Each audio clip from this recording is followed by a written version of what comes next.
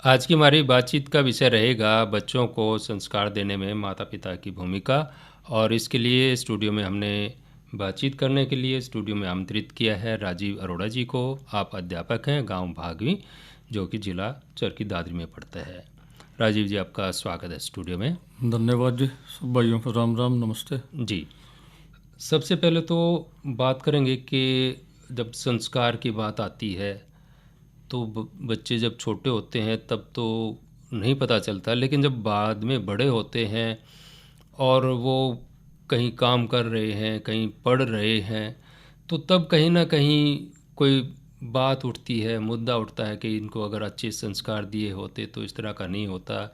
या कोई बच्चा सक्सेस प्राप्त करता है, कोई अच्छा कोई प्रदर्शन करता है, यानी कि उसमें कोई अच्छे नंबर लिए हैं या कोई पद हासिल करता है, तो यूँ कहते हैं भी इसके बहुत अच्छे संस्कार दिए, इसके माता पिता ने बहुत अच्छे संस्कार दिए। तो ये जो संस्कार देने की परंपरा है, बात है, ये कब से आप मानते हैं? एक किसी ने दो लाइन कही है, मैं उनके माध्यम से शुरू करता हूँ। जी। सीख रहे माँ बाप से बच्चे जब तक पाठ, बच्चे बच्चे ही रहे वह हो बेशक 60। जी, यानी माँ बाप, हमारी उम्र कितनी हो जाए, माँ बाप से हम सीखते ही आए हैं। उनके लिए तो बच्चे ही रहे उनके हैं। लिए बच्चे ही रहेंगे। और सीखने की जो उम्र है, सीखने का जो तरीका है, वो पहला गुरु तो माँ को माना गया है, फिर बिल्कुल पिताजी का नाम बिल्कुल आता है, और बाद में गुरु की भूमिका मानी गई है। जी। और बाल्यकाल की इसीलिए हर जगह चर्चा होती है। रामायण में भी तुलसीदास जी लिखते हैं कि भगवान राम प्रातः काल उठ के रघुनाथा, मात पिता गुरु नाम ही माता। यानी भगवान राम सबसे पहले उठते ही माँ बाप को प्रणाम करते हैं जी। और फिर बाद में गुरु को प्रणाम करके आगे अपना दिनचर्या शुरू करते हैं। यानी माँ बाप की भूमिका सबसे पहली है। जी, माँ जो सिखा दे वो तो समझो जी पत्थर की लकीर हो गया। बिल्कुल। आपने देखा भी होगा, अपने चिनाई कहीं चल रही हो, मकान बन रहा हो या फर्श बन रहा हो, और फर्श पे ताज़ा ताज़ा सीमेंट का घोल डाला हो, सीमेंट डाली हो, जी। और उस पर कोई बच्चा चला जाए, कोई साइकिल वाला चला जाए, कोई सामान गिर जाए, जी। तो उस पर एक निशान पड़ जाता है। जी। हमारा बचपन बाल्यकाल का बिल्कुल उस ताज़े ताज़े सीमेंट के प्लस्तर जैसा है। उस समय जैसा जो भी बीज बोया जाएगा, जैसे संस्कार दिए जाएंगे, वही का वही आगे जाके प्रतिरूप में जीवन भर दिखाई देता है। जी। बांस का भी एक उदाहरण देते हैं। बांस का जो पौधा है, उसको बचपन में, यानी जब वो थोड़ा ग्रो करना शुरू करता है, बढ़ना शुरू करता है, उसको जिस भी शेप में आप डाल दो, पर वो उसी शेप में डल जाता है। यानी कहने वही के आकार ले बाद लेता वही है। आकार ले लेता है वो आगे जाके। जी। और आपने एक ध्रुव तारा सुना होगा जरूर, बिल्कुल बचपन में बड़ी कहानियां सुनते थे, जी। आज भी सुनते हैं। विज्ञान में, ज्योग्राफी में, भूगोल में, सब में बताते हैं। वास्तव में उस ध्रुव तारे को, ध्रुव नाम का जो बालक था, उसको उसकी माँ ने ही संस्कार दिए थे जी। जी। वो अपने, आपने सुनी होगी कहानी भी। जी। वो अपने पिताजी की गोद में बैठा था। उसके पिताजी का नाम था राजा उतानपाद। उनकी दो रानियां थी, एक से तो ध्रुव थे और दूसरी से दूसरा बेटा था। जी। तो एक बार वो अपने पिताजी के पास गए तो दूसरा बेटा बैठा था। उसकी माँ ने, उसने बैठने की जिद की। जो सौतेली माँ थी उसने कहा, भी तू तेरे पास बैठने का अधिकार नहीं है। जी। तो वो बेचारा महसूस हुआ, उसको अपनी माँ के पास आया। माँ का नाम था सुनीता।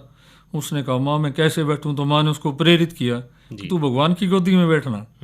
और कहते हैं बाल्यकाल में वो बच्चा जंगल में गया, तपस्या की, भगवान ने दर्शन दिखाए। तो सारी बात है, जी। सबको पता है। लेकिन कहने की बात क्या है कि बचपन में उसकी माँ ने उसके जीवन की धारा को, दिशा को मोड़ दिया, जी। भगवान की ओर प्रेरित किया। तो देखो पूरे संसार में उसका मतलब उनकी नाम जो हुआ। सोच थी, एक नकारात्मक भाव उनके मन में हुआ था, तो उसको उन्होंने अपने संस्कारों से, अपनी बात से उसका जो मन था वो बदल दिया। बिल्कुल। बचपन में जो भी जैसा हम बताएंगे, सिखाएंगे, बच्चे तो जैसा हम करेंगे वैसा देखेंगे जी। जी। आपने अभिमन्यु का नाम सुना होगा, महाभारत की लड़ाई हुई। अभिमन्यु अर्जुन और जो है सुभद्रा का पुत्र था। ऐसा मानते हैं कि वो जब गर्भ में था तो एक बार अर्जुन उसको व्यूह भेदन सिखा रहे थे, चक्रव्यूह की रचना की चर्चा कर रहे थे, जी। और बीच में वो सुनते सुनते सुभद्रा की आंख लग गई।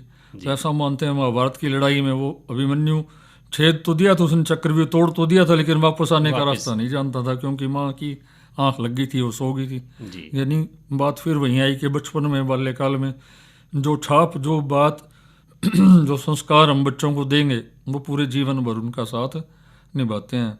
आपने भक्त प्रहलाद का भी ऐसी उदाहरण सुना होगा, जिसके हिरण्यकश्यप, जिसके पिता का नाम था, जी। माता कयाधु थी। माता जो थी वो भगवत भक्त थी, भगवान विष्णु की वो नाम लेती थी, पूजा करती थी।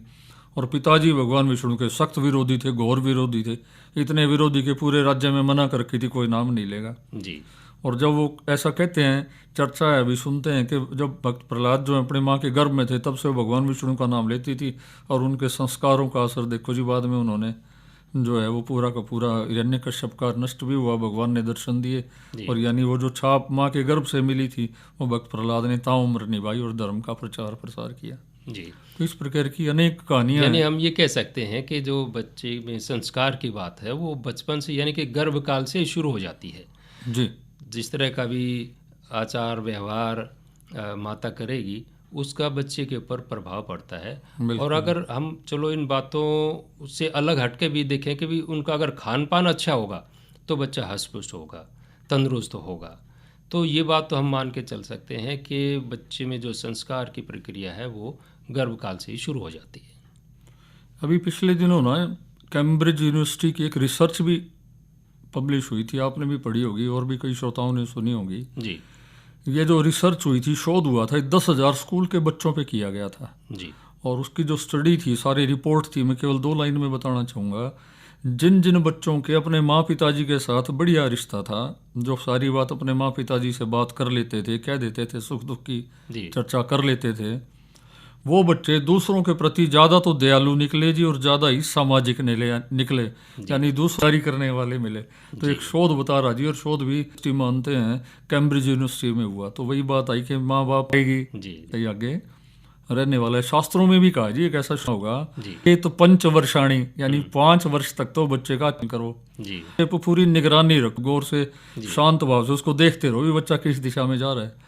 प्राप्ते तू 16 वर्ष, जब वो 16 साल का हो जाए तो पुत्र मित्रम आचरेत, यानी पुत्र के साथ मित्र के जैसा व्यवहार करो। वास्तव में ये उक्ति बिल्कुल सटीक बैठती है कि जिस जिस उम्र में बच्चे को लाड प्यार चाहिए, कहीं डांट चाहिए, कहीं थोड़ा धमकाना भी चाहिए, वो सारी चीज़ें समय के अनुसार चलती रहें तो फिर वो उसका जीवन ठीक सा बन जाता है। कुम्हार की सी बात है जी, कच्चे मटके पे जो आप अंकित कर देंगे वो चित्रकारी जीवन भर रहने वाली है जी। बिल्कुल सही। इसमें एक छोटी सी कहानी भी आपने सुनी होगी जी। एक बार कुछ गांव की महिलाएं थी, कुएं पे पानी लेने गई थी। पहले कुएं पे लाते थे, अब तो घर घर सप्लाई आ गई। तो कुएं पे मटका भरा और चलने लगी। इसी दौरान वहाँ पे एक स्कूल बस आके रुकी जी। तो स्कूल बस थोड़ी सी दूर थी, तो सारी महिलाएं इकट्ठी थी। उसने एक दूसरे से पूछा भी तेरा बच्चा कौन सा है? तो उसने कहा जो भीम के जैसा है ना वो मेरा बच्चा है, यानी जो शारीरिक रूप से सुदृढ़ है, बलिष्ठ है, बलवान है, ठड्डा सा है, वो मेरा बच्चा है जी। तो दूसरी से पूछा, उसने कहा जो किशोर कुमार जैसा चल रहा है ना, जिसकी चाल बड़ी ऐसी है, वो गायक भी है और वो ना एक्टर टाइप का है वो लड़का। तो उसने भी अपने बच्चे की परिभाषा दे दी। तीसरे से पूछा तो तीसरे ने भी अपने बच्चे की बड़ाई कर दी। जो चौथी महिला थी वो चुप रही। इसी दौरान बच्चे नजदीक आ गए तो बच्चे सारे के सारे तो अपने अपने हिसाब से अपनी मस्ती में चले गए। जो चौथा बच्चा था जिसकी माँ चुप थी, वो बच्चा अपनी माँ के पास आया और माँ से मटका बोला, माँ ए ला मटका मनने दे, आप दोनों साथ साथ चलेंगे। तो उसका आचरण व्यवहार देख के तीनों की तीनों महिलाएं चुप हो गई और उस महिला को अपने बच्चे का परिचय देने की भी जरूरत नहीं रही कि मेरा बच्चा कैसा है। तो ये चीज़ें तो बचपन में ही है जी, हम जैसा बीज डाल देंगे वृक्ष वैसा ही पनपेगा आगे जाके। तो ये बिल्कुल। और ये भी देखा गया है कि कई बार बच्चे को बताने के समझाने के बजाय हमारा जो अपना आचरण होता है, हम किस तरह के काम करते हैं, किस तरह की हमारी गतिविधि रहती है, किस तरह की हम बातचीत दूसरों के साथ करते हैं, उससे ज़्यादा सीखते हैं। बिल्कुल जी, बच्चे तो दर्पण के जैसे हैं जी, घर का माहौल एक शीशे के जैसा है, हम जैसा व्यवहार करेंगे बच्चे वैसे ही सीखेंगे जी। घर में यदि माहौल सकारात्मक है, पॉजिटिव है, अब अपने आम तौर पे गाँवों में देहातों में आज भी वैसा ही है जी। गाय घर के आगे गाय आ गई, कुत्ता आ गया तो माँ कहेगी भाई रोटी पड़ी है डिब्बे में, जा देगा रोटी। लस्सी भी बच जाती है गर्मी की, इवन गर्मियों के दिनों में भी शीत रावड़ी बच जाए तो बाहर घर का बाहर एक छोटा सा बर्तन सा बना रखे, मुझे रख दे, कोई जनावर ले जाएगा, जानवर ले लेगा।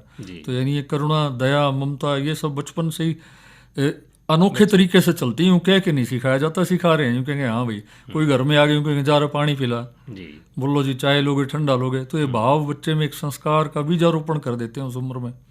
तो यानी एक माहौल घर का अच्छा होगा तो बच्चा नेचुरली अच्छा ही बनेगा। खुद का उदाहरण तो है ही है, हम जैसा बर्ताव करेंगे जी बच्चा वैसा ही, वो धीरे धीरे उसका वैसा ही वो बनता जाएगा। और इसी प्रकार ये संस्कारों की बात है जी, हमने बाहर पानी पिलाया, आने वाले को गाय की रोटी दी, कुत्ते को रोटी दी, ये सब संस्कार हैं। जैसे जैसे हम डालते जाएंगे वैसे वैसे बच्चा बनता जाएगा। और इसी उम्र में एक और ख़ास बात है जी, धीरे धीरे जिम्मेवारियों को भी बच्चों को देना। जी। कोई छोटा मोटा काम है, भाई साहब गाय बांध रखी है तो उसको कभी गाय खोल या पानी पिला दे। कोई बाजार का काम है, जा भी बाजार ये काम करिया। कोई बैंक का छोटा छोटा, मेरा साथ चल भाई, एक बार बैंक में फार्म भरना पड़ेगा, तू बता दियो जरा, एक बार पढ़ के फिर आप दोनों मिल के भर लेंगे। यानी ये होते तो उदाहरण है जी माँ बाप